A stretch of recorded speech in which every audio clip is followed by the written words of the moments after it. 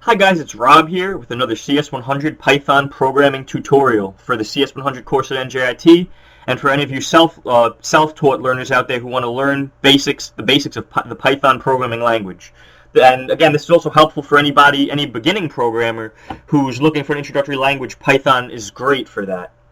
Now we're going to jump in to the two statements we had said before, which is an object's type determines what values it can have and how it can be manipulated.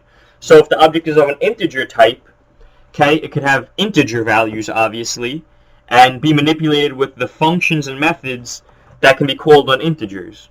Right? Now a module, okay, remember we had mentioned turtle, random, and math as our key modules here. They must be explicitly imported to execution environment. That's usually at the top of the program. You would see this statement, import turtle, import math, or import random. Well, those statements are to import those libraries from those libraries, the functions that are within that module. Okay, so that's basically making code that has already been made but isn't a part of our environment, So, tips and tricks. So this is specifically geared towards students in the CS100 programming class at NJIT. How do you solve any Turtle programming problem? Well, let's back up. What is Turtle? Well, Turtle is basically Turtle Graphics, okay, which is a library or module that you could import into your Python IDLE or execution environment, right? And in this course, we focus a lot on it because it sort of takes you through the basics of how to code in Python. It gives you a visual representation of how you could design, little patterns just using, the basic programming constructs. Now, on each test, starting from your first examination, you're gonna have one Turtle problem on your test. It's usually comprised of part A and part B. But there's a specific strategy that I've discovered through both taking and TAing this course, which I believe will help you solve any Turtle Python programming problem on the exam. So as I mentioned during one of the class sessions when I was TAing, I believe it was 1 or 2 semesters ago, there's a specific strategy you can use to solve any Turtle question you come across on any test. You just need to recognize the pattern and use the formula I detail below. The function you are asked to write usually requires 3 parameters: a turtle, a number of something, and a length of something. Recently, we saw that an angle can also be asked for.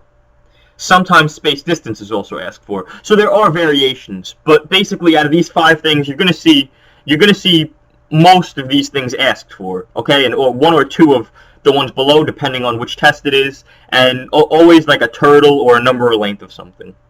You need to recognize that every question will follow a pattern. You only need to write out the instructions to perform one step of the pattern, and then put the turtle back into a position where it can do the rest for you. These questions require a for loop 99% of the time. There's a general format to these questions that you should follow, and here it is. So, def, which is how you define your own function in Python, that's the keyword. Def, then the function name that you're asked to write. And then in parentheses, you're going to put a list of parameters separated by commas. You're going to end this line with a colon. And then you're going to indent. Now remember, indenting is crucial in Python. That's how Python determines statements. So if you've ever programmed in Java, you'll note that a block of code is delineated, okay, it starts with an opening curly brace and ends with a closing curly brace. Well, Python has a similar method, except the method of grouping things in Python is done through indentation. So anything indented under this top line is a part of the body of that top line. Anything indented under this for loop is a part of that for loop. Now this will become crucial later on when you're programming and you're actually seeing this in practice. But for now, just if you're a beginner and you don't understand that yet, just keep that in the back of your mind.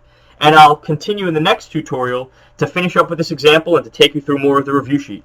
Thanks for watching, guys, and I hope to see you in the next video. And also, please don't forget to like and subscribe to my YouTube channel if you like these videos and want to see more of them. Thanks.